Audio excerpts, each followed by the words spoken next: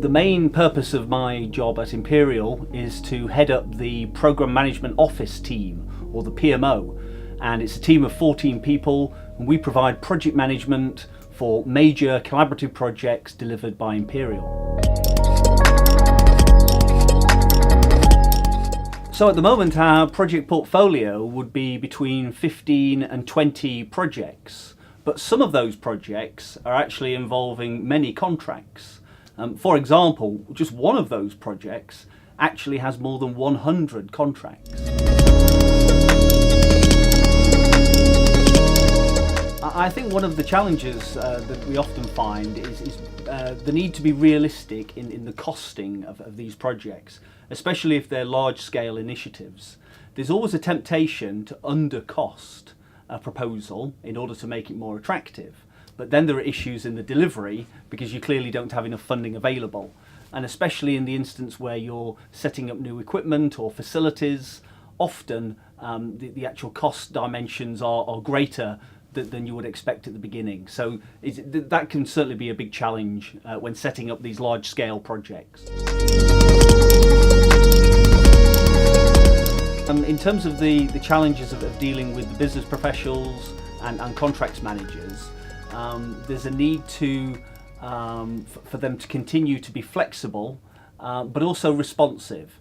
But I do realise that often, say, a contracts manager may be dealing with dozens, if not even more than 100 contracts.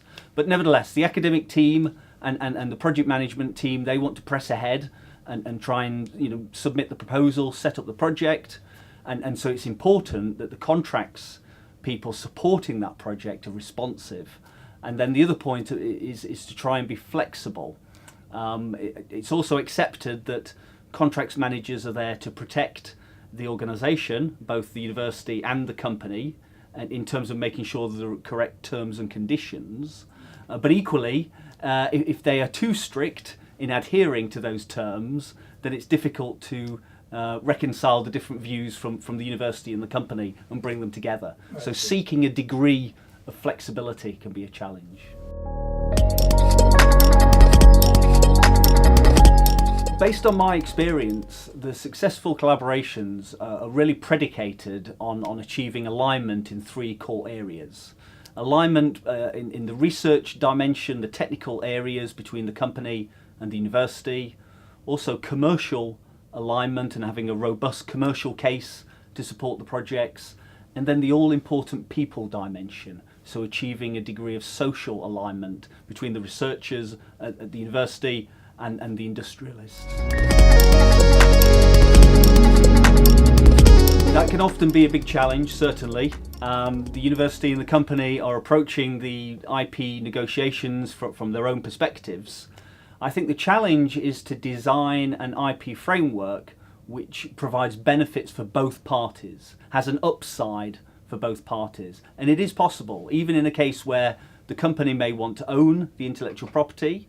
There are ways of bounding that IP ownership and still potentially providing some opportunities for commercialisation to the university. That would be one strategy. But it's really to design that framework. And one way to achieve that also is to sit down with the company at an early stage and try and decide on the commercial principles, what you're trying to achieve, and then build that IP framework following on from those principles, but with the overall goal of trying to design in benefits for both the university and the company.